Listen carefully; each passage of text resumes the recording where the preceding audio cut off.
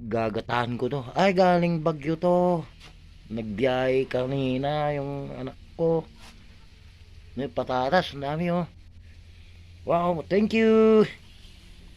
May abasto na naman.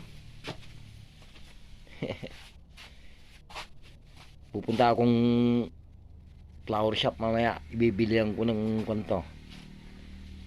Gata. Yung patatas oh.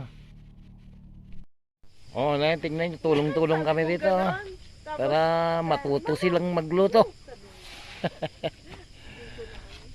Gabi na oh. Yun si Mrs. Oh. Ipapatawa niya yung pang ano. Tara, gisa na natin. Gutom na raw yung mga anak ko.